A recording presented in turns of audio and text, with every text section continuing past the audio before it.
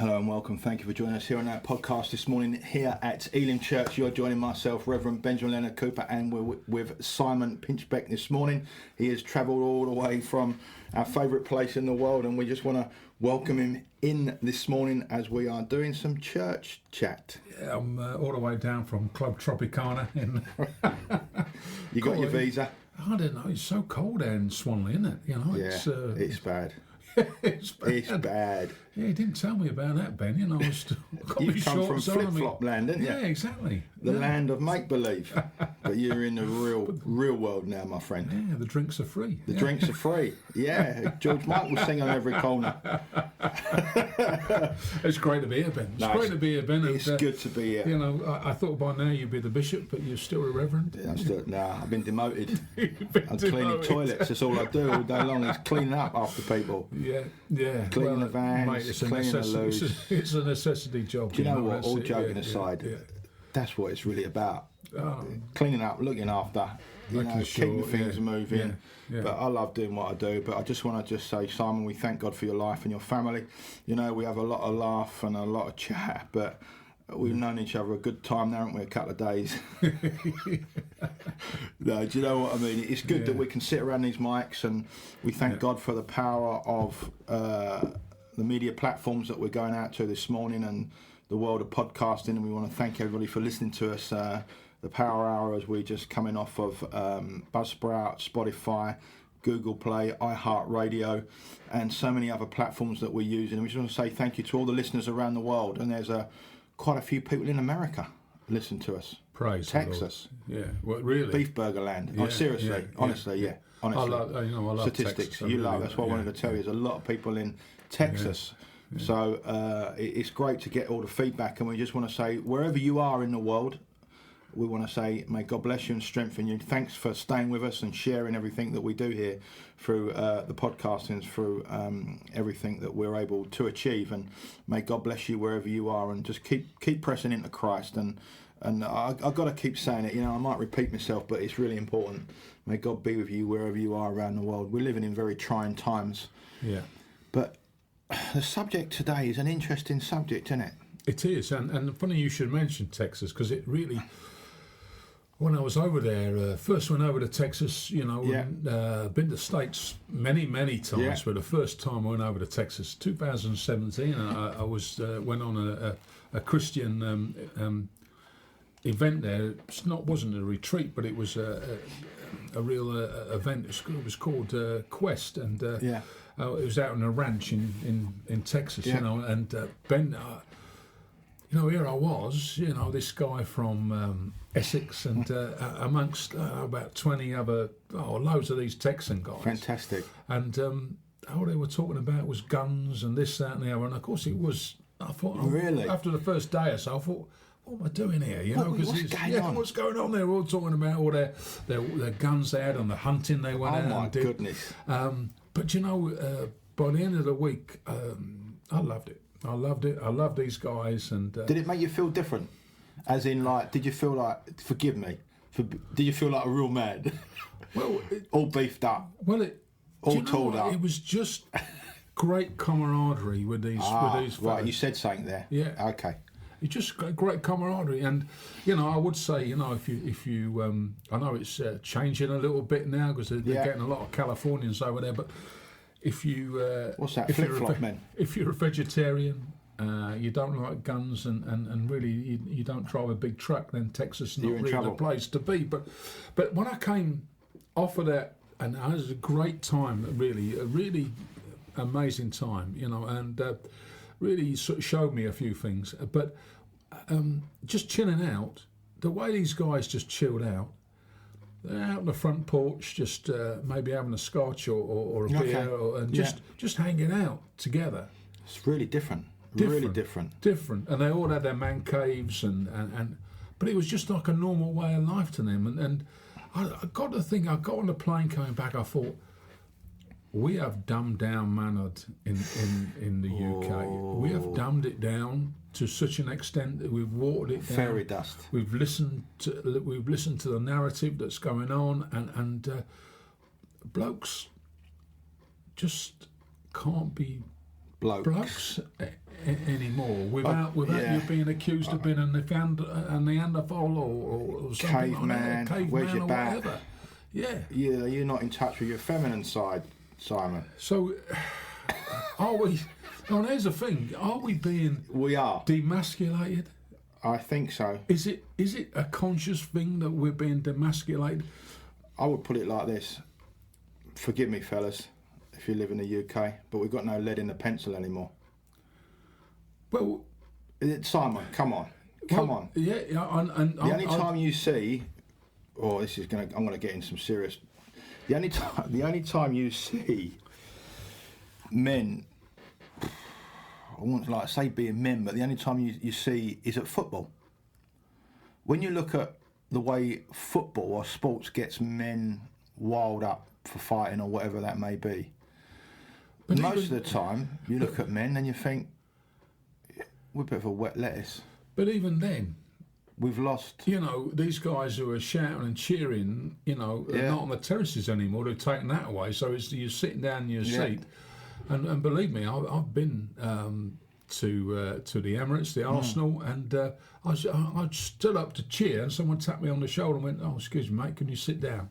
We don't do that anymore. We text how we feel. And there's a group in front of me talking about chocomocha lattes rather than watching the football. Oh, good old girly latte, yeah. Do you know, and even some of the guys that are shouting and screaming, what they're like in their own homes, because there's a narrative out there that, as you said, is completely demasculating guys to such an extent. Why is that? What is it? Is it the spiritual?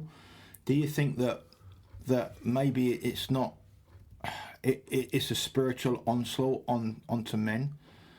The enemy is trying to suppress men by making them feel. I think there's a lot of that, Ben. But I also think there's been a couple of generations now where they've had everything done for them.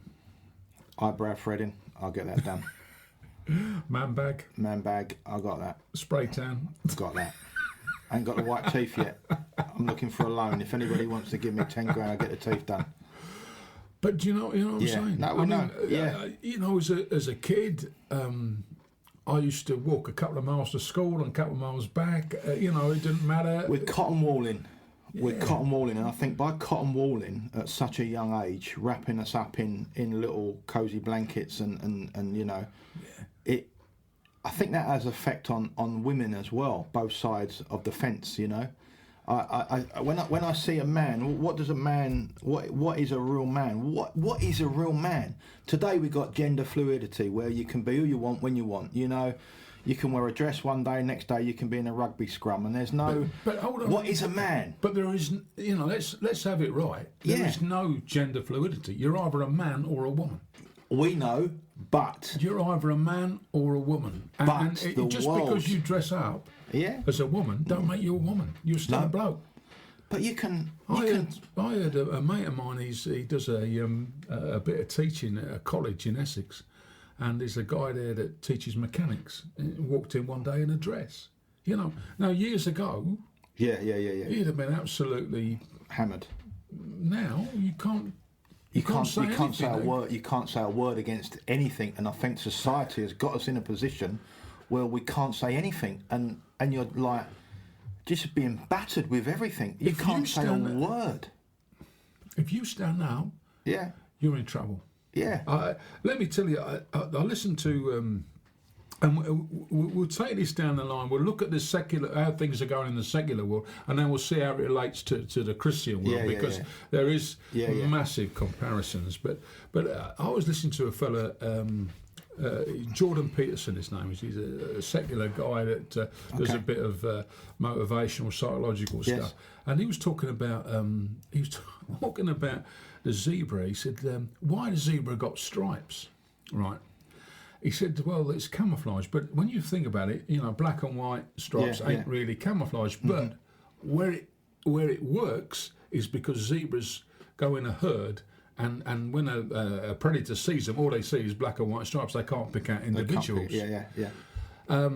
So they did an experiment. They got hold of a zebra, and they painted a great big red circle on it, fill it in, red circle. And do you know what happened? What? The line is at the one with the red circle. Really? Because it saw... It homed in on the... Homed on it. It changed its appearance. What's the moral of that story? Don't get a red stripe. Don't get a red circle on your back. No, but the moral of that story is this. Yeah. If you stick your head above the pyramid, if you're going to get smashed. You're going to get hammered. You're going to get hammered. So there we have a herding mentality. Herding mentality. So we see this in the animal world. We see this very clearly of what's going on there. Very, very clearly. We see that so clear in the world of nature and all what we're talking about. But also that is what we see today. We are being herded. So if a man stands up for what he believes in his heart, he's going to get struck by the line of society and politics, where politics is squeezing our voice. You can't say. So it's easier to go keep along, your head down. to get along, isn't it? It's so much easier to. It's an interesting fact, isn't it? What you just said. It feels safer as you come. Right, let's bring the old Bible into this. Right, the old biblical. If we go back into the Old Testament, the Israelites said, "Why have you brought us out here to die? We'd rather stay amongst that under the oppression, even though they knew right and wrong, even though they knew God, rather than stick their head up and take a chance and leg it in faith, so to speak. Why have you brought us out here to die? We'd rather stay back under that lunatic. We'll just get on with our daily life," and that's what we're seeing today. Well, they forgot, didn't they, very quickly? What was happening? But that was a generational thing as well, wasn't it? Because for generations, like imagine the first ones that went into the under the hand of Pharaoh.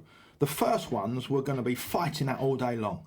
But as children were coming along, the children would see that as a natural thing. So what we have today is the children are starting to see things that we are not happy with.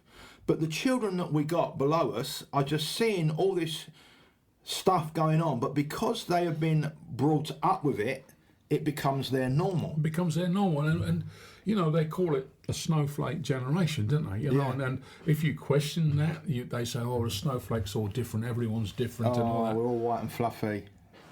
But snowflake. What does a snowflake do when there's a bit of heat? Melts. It melts, and that's what happens. It's happening now. There's a bit of heat on.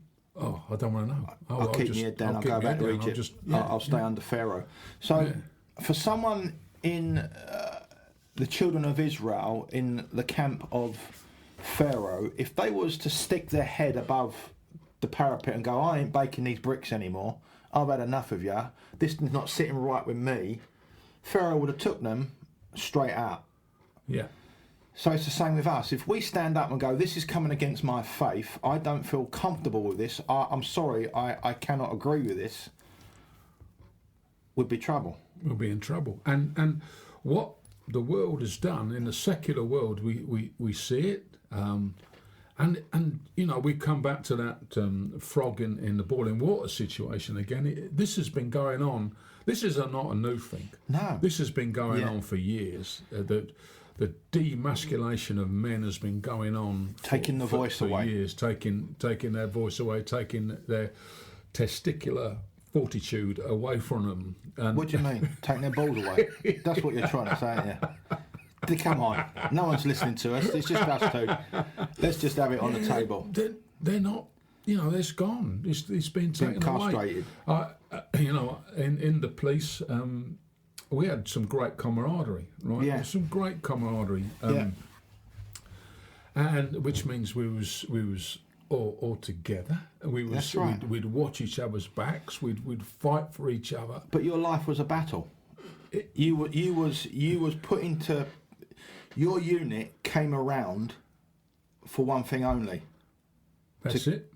To control, and I'm not talking about control. What we're talking, to control and to bring peace, to bring calm and to bring stability. But we had that, yes, and we had that camaraderie it's sort of built into us because you was. That's what I'm saying. It was built into you. It was built into you because that was your unit, and you defend your unit. You defend each other. So when you were going out there on the battleground, you weren't just defending. You were doing more than defending the police and society. What you were doing, you were looking and you were defending each person. So you've next got to each you. other. So you've got each other, and they've tried to eliminate that in the police. They call it a canteen culture. They didn't think it was good. I was going to ask you that question. So going back to when you started behind the riot shield, could you operate the same today as you operated then, or we've got a lot more politics involved where you've got to beat the opponent, the enemy, with a feather stick? Do you understand what I mean? Yeah. I think when the rubber hits the road and you're out there, I think you're still looking after each other. But I think we would be doing that 24/7. You would be living and breathing with each other. Yeah. And I think they've knocked that out the park. They've the way they've done their system, the way they've done their beat system, all that sort of thing. It's all changed. It's all changed. And even to the extent as even then, we'd go out as a unit. We'd say we did a fort at midnight. We'd train together. We'd physically train together. We'd train with the shields together. Then we'd go out. We'd be out on the on the streets together in the estates and on the streets and the West End. And then we'd come back and we'd have a beer club and we'd have a couple of beers before we went home. So you was experiencing everything together? Everything together. So you laughed together, you cried together, you drank together, you ate together, you knew each other almost inside out. You knew how that person would react. They got you back. That's it. They've got you back. They got you back. That's what it comes down to. Yeah, and you knew that you could rely on them, whether or not it was out in the field, whether or not it was just in general conversation, or in court. Or in court. Yeah. You knew that there's no fear because we'd circle the wagons, if you like. Yeah. It seems to me that we've lost strong leadership. People are frightened to say how they actually feel because of they've put their head above the parapet. So when we look at culture and society, we're frightened to say, actually, I don't believe in that. Because if we say that we don't believe in that, what the system has produced and what it is telling us, and we don't conform to that, we get taken out. We get very quickly put down and pulled to pieces. And it seems that in the spiritual world, in the church world, if you start talking about spiritual battles in the church within the UK, and I'm putting an umbrella over everybody, it feels to me that we have lost our spiritual strength. Now, this has nothing to do with God. I'm referring to how we operate in the time of a battle, because there has been no training through the Word of God. No, there's been no heat, has there? No, there's been no heat. No, and that's an interesting point, and we're going to go. We really want to tackle that Christian guy attitude. But if we stick with the secular world a little bit longer, the way it's all gone, the way it's all developed, it's what we've always said. It's very much about you. About me. About you, and you're the little god. You can do what you like. Yeah. So the narrative is this, and it comes from the mainstream media. We're getting it all the time. You can't avoid it if you watch the telly. You're getting blatant homosexuality thrown in your face. You're getting all the other gender issues thrown in your face. Even so much as, there's been TV presenters who've come out and they said, I'm living a lie, I'm really gay, and they've been embraced, and that's fair enough, I guess, but you forget about their family. This guy had a wife and two daughters, and for the narrative, the wife's going to say, oh, I support him, but what's it done to them two little? Yeah, I think now that's interesting, because I think it comes back to what we was talking about a moment ago. When a generation is birthed into what we see now, oh well, that's what it is, because they look around and they see it. But here's the thing, right? But here's the thing, right? Let's take another example. The Kardashians, for example, which is a global thing that people follow them. Now, the father of the Kardashians was Bruce Jenner. Yes. And Bruce Jenner was a gold medal winning athlete. Suddenly comes out and goes, I don't want to be a man anymore, I want to be a woman. So he goes down the route of the gender change, and he has all the stuff done. And he gets some, I guess, a lot of sympathetic press for that. But there's one of his daughters, it wasn't his natural daughter, but one of his adopted daughters, Chloe. He says, "You're not the same to me, Chloe. You're not responding to me like you used to." And she turned around to him and she said, "I've lost my father." Whoa. I've lost my father. See, it's all right That's for a you bold thing to say, isn't it? Yeah. See, it's all right for you to do your thing. But what about how's it affecting these five daughters and his wife? So it's a very selfish thing, do you not think, to do something like that? I think it's we are very selfish. I'm just referring, please forgive me, listeners, you can't label it all. But when you're talking about this, I think what's happened is in culture and society, there's no consequence anymore. You can literally do what you want when you want to do it. But the more money you have, you can go and get anything. You can do anything. There is no limitation. Because it's all about you. It's all about me. And the problem here is, if we've then dumbed down mannered, if suddenly a man can come out and say, "Oh, I'm really gay," or "I want to be a woman," or that sort of thing. What's it done to fathers? What's it done to fatherhood? Yeah. Now, the biggest thing for families and the biggest thing for children growing up is fathers. That's right. It's fathers. What's important as well is we're talking about these guys that we're talking about, but what we don't hear in the press is the ones that have done this change, then suddenly go, "I made a mistake." The press don't put that lot out there, that big statistics that's sitting out there that has had a crisis go on. They've been driven to do what they've been driven to do.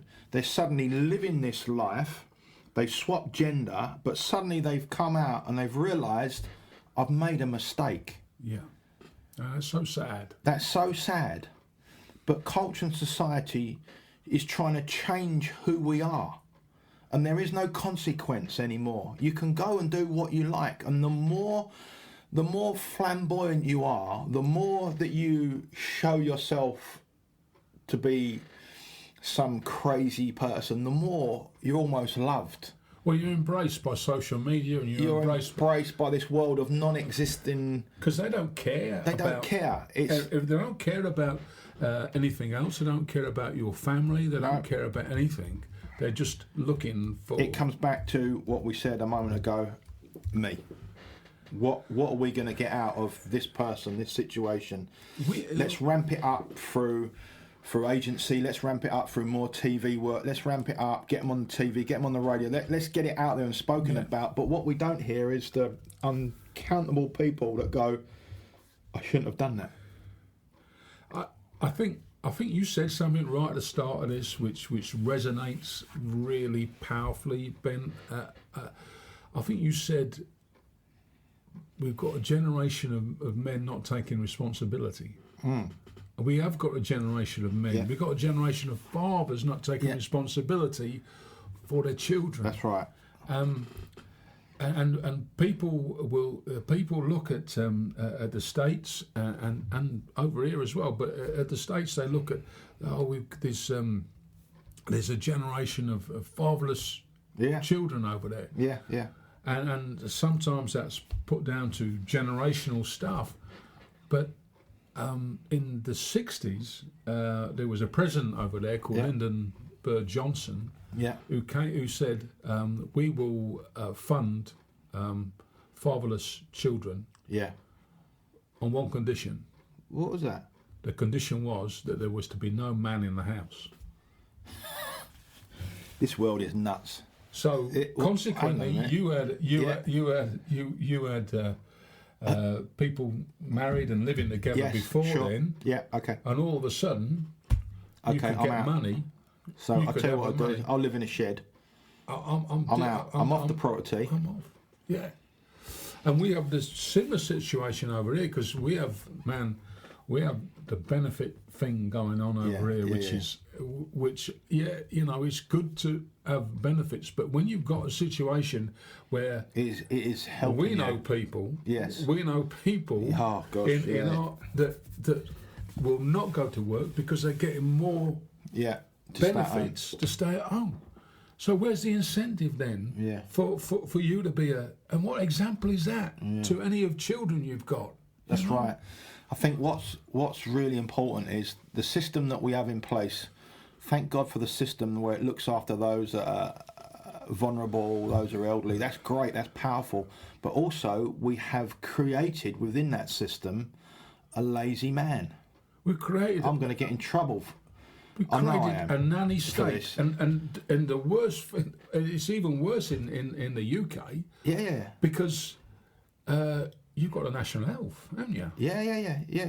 And the national health, forgive me, but was broken before we ever had this virus. Is there a virus at the minute? What's going on? I don't know. Oh. You might look back on this and go, what are they talking about? But it was broken before then. And the thing is, the narrative now is coming out, we have to protect the national health. Yeah. But the national health was designed to protect us. Exactly. Exactly. Yeah. It was designed to protect us. That's right.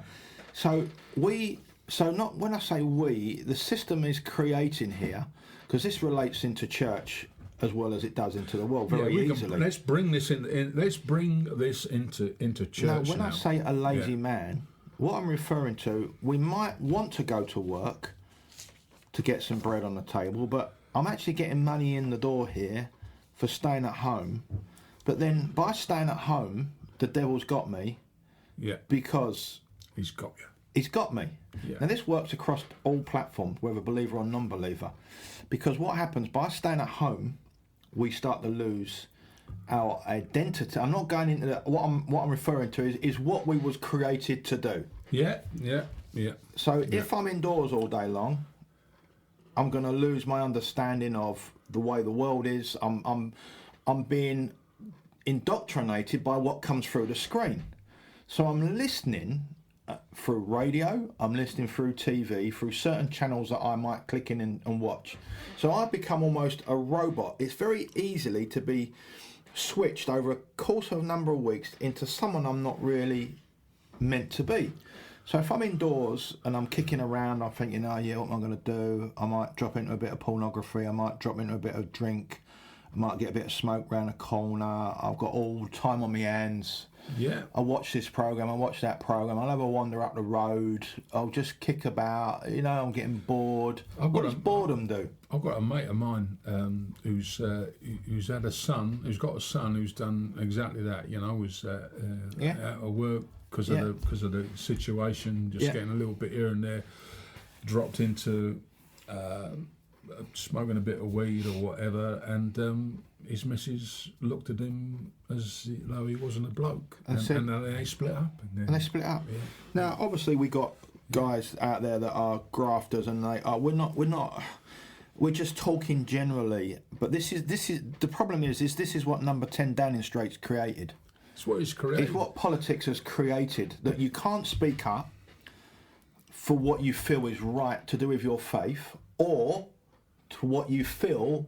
Because let's face it, there are lots of men out there with no faith, but understand what a man is being. Yeah, totally. But the masculinity, I believe the nutcrackers are gone. Number 10 has cut them off. Yeah, and because of the political drive coming out of Europe. With different agendas. Different agendas. They've got this agenda of. It's a spiritual agenda. It's a massive spiritual agenda, because once you've dumbed down the masculinity, once you've dumbed down a manner, then you can drive in whatever you want to drive in. You can drive in whatever. But I believe there's a silent majority in this country. I believe there's a silent majority in this country. I see them. Do you know what? I see them. I used to. I'll go to see my mum twice a month. She lives in Suffolk, and I'd stop off at 7 o'clock in the morning at Tesco's to get a Costa coffee, to sit down and get my thoughts together. And you'd see the ground workers, the scaffolders. You see all these fellas coming in. Do you know what I mean? These fellas, they're hard working, really hard working. And I heard one just before the lockdowns. I heard him say, I really don't want us to be locked down, because really I'll go mad if I'm going to be mad if I go.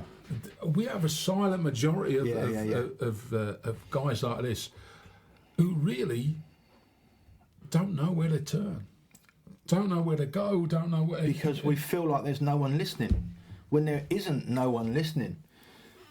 When you want to ask questions, you can't ask the questions how you feel, because it's not acceptable, but it's acceptable for culture and society to push all the muck on you. But when you want to stand up and go, hang on a moment, I just don't quite agree with that, you can't do that anymore. No. Because the politics and hidden agendas in the spirit realm have come over from Europe, come out of the beast of Europe. Huge. The political agendas are coming against family. Yeah. They're coming against family. They're coming against men and women and children. And it is a spiritual press to break down family at every level. Every level, yeah. And so we bring that into a church environment, into a Christian environment. Yes. And all of a sudden, you got to go with the flow. If you don't go with the flow... yeah. There's something wrong with you. There's something wrong, yeah. So we have the Israelites, almost, the Israelite mentality upon us, where we're just, okay, I'll just duck my head. Because there's been a lot of people that have been voicing how they feel, but they've had no support. No. That's the thing. Because, hang on, if I support him, I could lose my job. So I'd rather go back. You have it right on. I'll lose my job. If I lose my... See, the government, number 10, has got us by... It's happening. It's got us by... Our friends in the States know all about this. It's got us. The system has got us. I thank God for Boris. I thank God for the politicians. May God bless them and strengthen them. And may God open their eyes. But if there's any government that does not partner and agree with Israel and the roots of Israel, we're in trouble. Yeah. Because it is the opposite to what God wants. So what we have is a system in place that is very anti-Christ, very anti-God. Hugely anti-Christ, hugely anti-God. And you know, we're seeing it, we're right in the middle of this, and we're seeing it happening. The light's gone on. We're seeing it happen big time in the States at this moment in time, where you've got 70 or over nearly 80 million people voted for Donald Trump. Yeah. But if you say you're a Trump supporter, you're a lunatic. They're questioning you now. You're weird. You're uneducated. What you're talking about? They're losing jobs. They're losing all that sort of thing. Why? Because you've voiced how you feel. So if I voice how I feel as a man in the workplace, when certain things are flooding the workplace that I don't quite agree with, my lifestyle, and that's not maybe. Not an ungodly, but the way that the world has got me to be. See, it's very clever the way it works. Yeah. Get yourself a mortgage, get yourself a car, go down DFS, sign yourself up for a sofa, get this, get that, get a TV from Curry's Piece. Don't buy now, pay later. Oh my God, do you pay later? Not just in finances, but you pay in a spiritual way, because you are trapped. You become a slave to Pharaoh. You're a slave to the man, and now I can't voice my opinion. Well, not so much opinion, actually. My feelings. Let's take opinion out of it, because opinionated people are ghastly. Yeah. Right? But someone that's got a feeling, hang on, I wasn't brought up. My dad was a real dad, if you get me. Yeah. So what you've got a generation of guys who have buried their heads. Buried their head, not because they're weak, but because they're frightened. Because if I lift my head in the staff room, if I lift my head in the business world,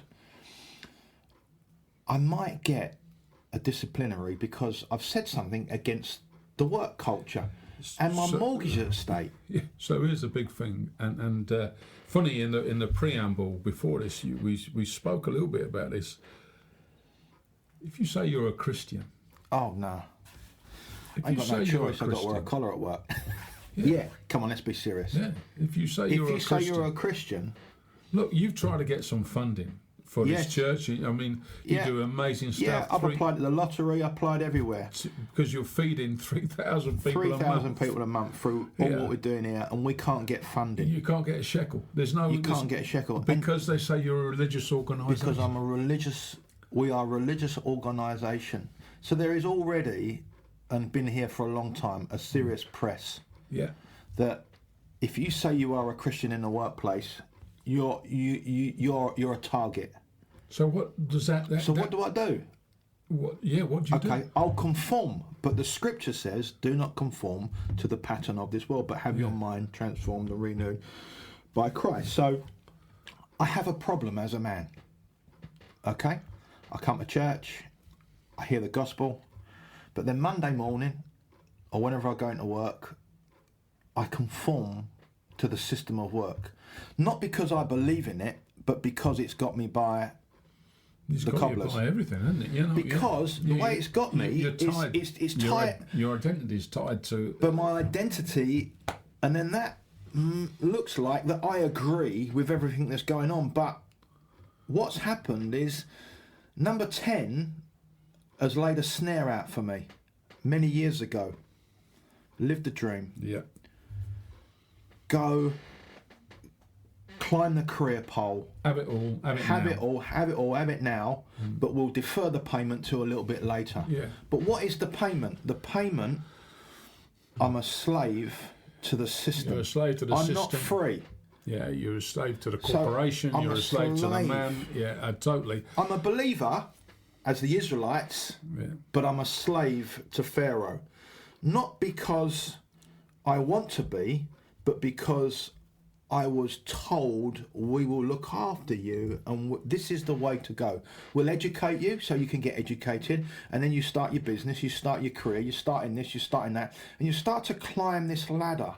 But then the enemy is so good at, he comes along and he tempts you with, go and get a sofa at the weekend, but I've got no money. Just sign on the dotted line. You don't need money. There's not. You don't have to pay yet. It's the lies of Satan that come tie you on, sign towards yourself up. Let's have a sofa. We get tempted. Hold on a second. Hang on a minute. Next door neighbour, they just got a new car. Beautiful new car, nice new BMW. The one that you press a button and the tailgate comes down. That'll save us a load of time, won't it? Yeah, of course it will. Yeah. Yeah. No, I'm going to change it at the weekend. Change it. I've got a great deal, darling. We ain't got to pay nothing. Didn't even want to deposit. I just signed myself. Yeah. That's the trap. That's the trap. I've signed myself to a system that has got me. That's got you. Got me. You think you're free, but you're not. And that's not because I have no faith in God or we don't have faith in God, but we have been. The system has gently, very carefully and very easily and very cleverly massaged us into a position of, it'll be all right. So what does the Bible say? We've got to be a shining light, don't it? Yeah. It says we have to be a shining light, and we use our example in the Bible. A lot of people use the fella that was a snake. But there is a percentage out there that are using Jesus model. Jesus, yeah. So we've got to come back to the cross. You've got to come back. You've got to come back to the cross. Don't come back to the sofa. Don't come back to the DFS sofa. Don't go back to the Merc or the BM. Go to the cross. Go to the cross. Can I just say something, Simon? Yeah. Hold your thought. What did Jesus own? I know he owns cattle on the farm. When he walked the earth, the tomb was borrowed. It wasn't even his. What did he say to the disciples? Leave your nets, come and follow me. Why are you bringing money? Why are you bringing your coat? What did he say about the taxes? give. But fortunately, he was Did able... he say give to the dogs? Oh, sorry, no. No, give to the evil doer. What did he give back? Fortunately, he was able to get a couple of denarii out of a fish's mouth, wasn't he? But I might go and try that one in the lake. That one, it ain't working. I've got Will's disease. A rat's just bit me. But he said, give to Caesar what's Caesar's, but keep the rest for what you need to be doing. And taxes. There's a big one.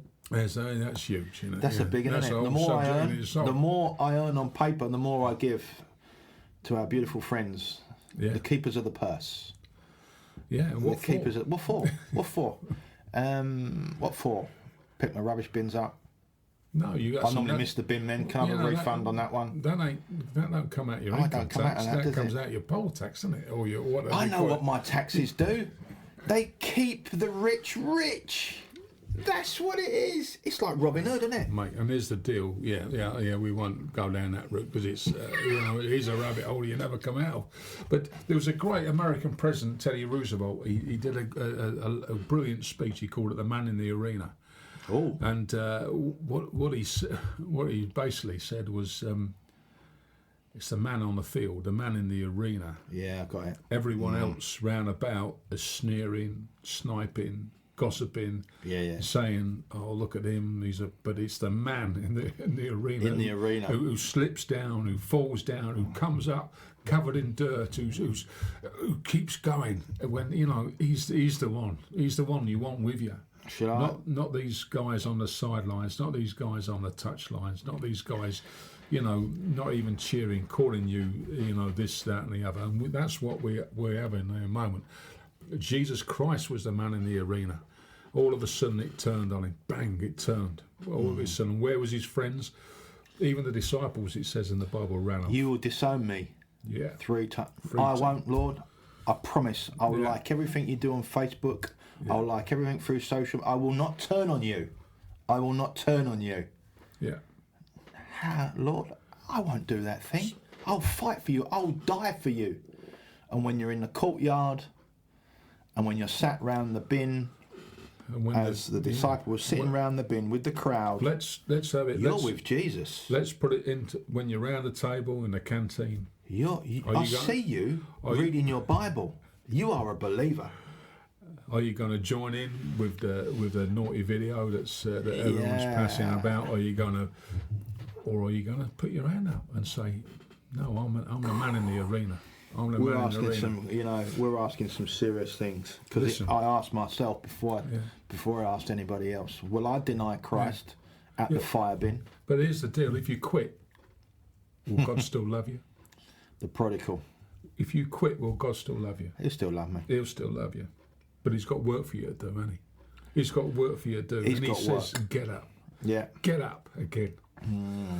Carry on. Because what do we want to hear at the end of the day? Well done. Good and faithful servant. That's where we want to be. That's all I need. That's all I need. That's where we want to be. That's all I need to hear when God calls me home. When this athletic earth suit drops to the floor, when this ripped 8-foot man that you're looking at drops to the floor, and I don't know, they're gonna have to build a special coffin because I'm ripped, pumped right up. But when this fat little bloke hits the deck, when God calls me home, how do we get through this? We get through. God, give me Jesus. God will give us strength because we're going to stand in front of Him. It says in Isaiah, doesn't it? Yeah. He says, "Wait on the Lord, and He'll give you strength, and we'll rise on wings like eagles." That's an interesting thing, isn't it?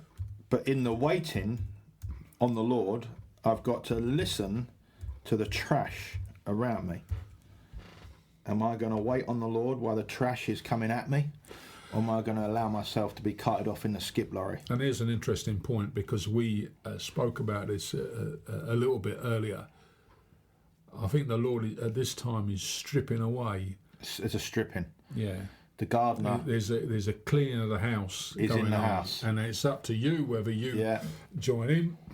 But we've said it before, be careful who your friends are. Be very careful. This is a long journey, though, isn't it? This has got some longevity. This has got some. God can do it like that. God can clean the house and sweep through straight away. But what I really feel in my spirit at the moment, God is talking to men and women now and saying, we got to tidy up.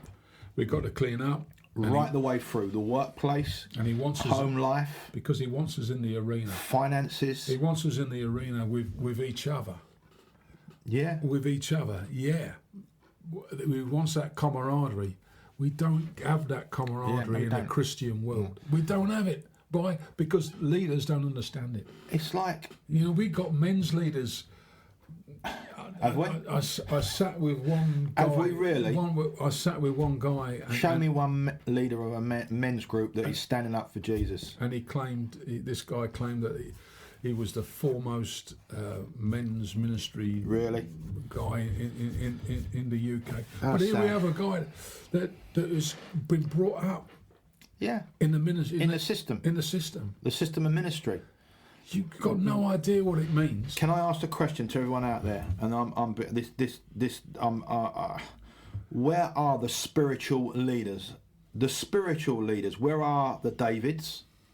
Where are they that are in the arena with the sword of the Spirit?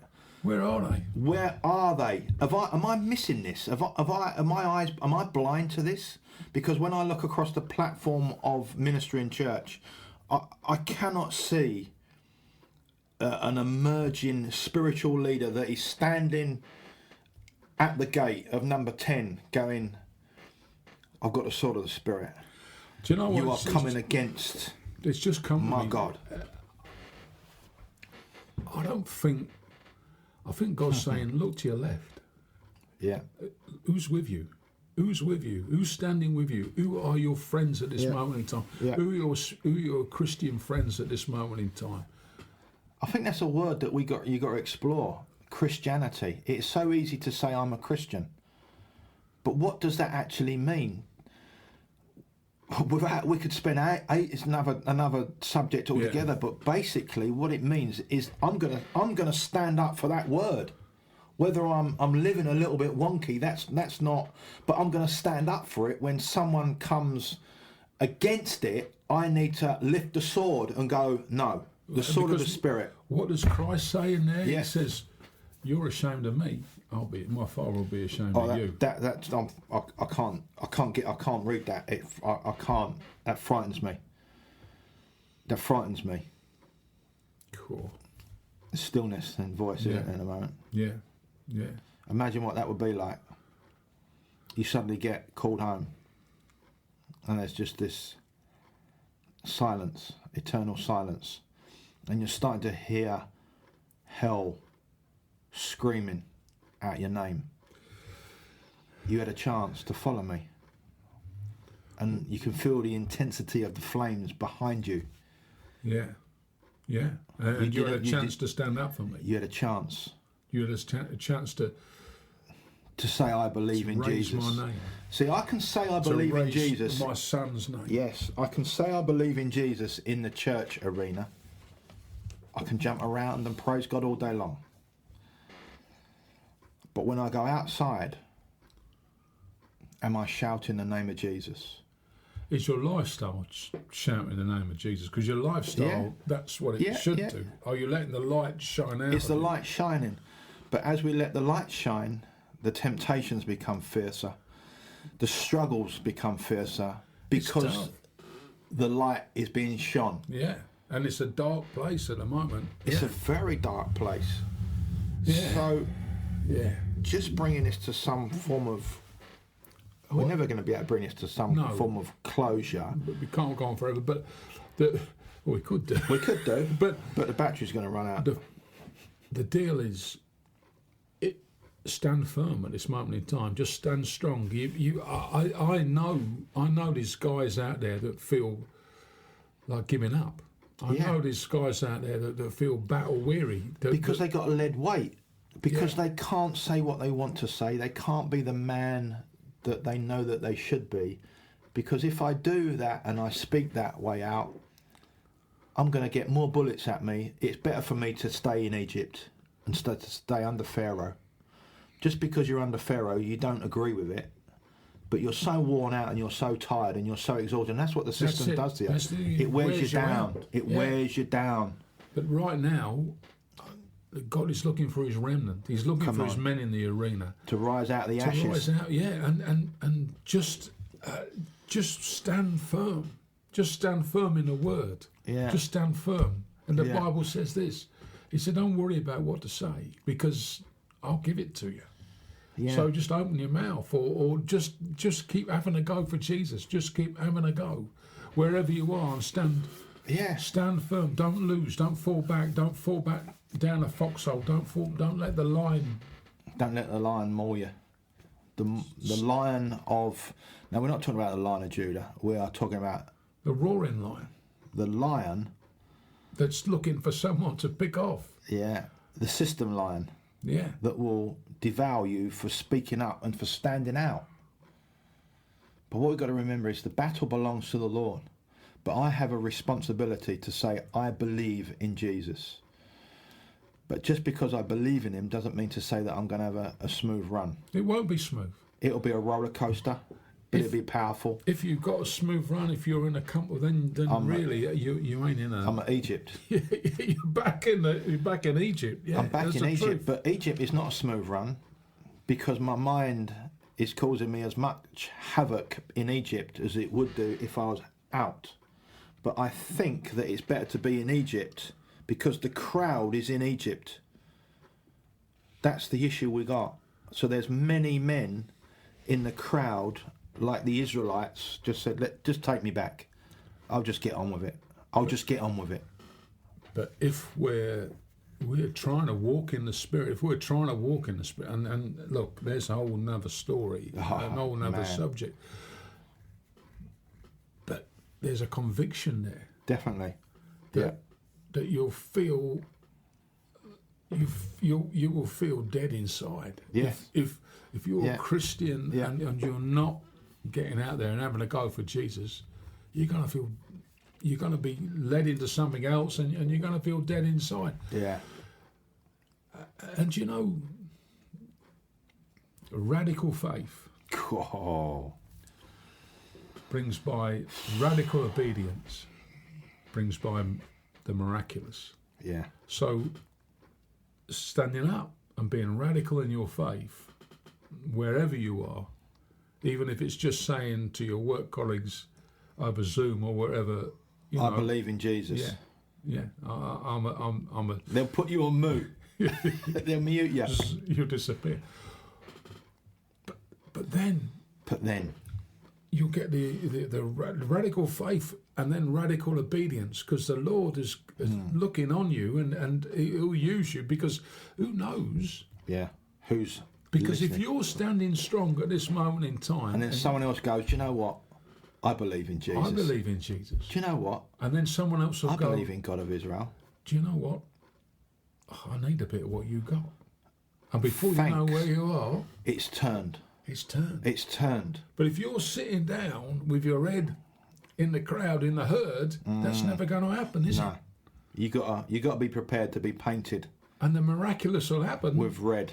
And we've seen the miraculous happen, Ben. You've seen it happen time and time again. We were, the other day I came in and there was two fellas not giving their lives to the Lord, but they're helping you with They're astonishing what they do.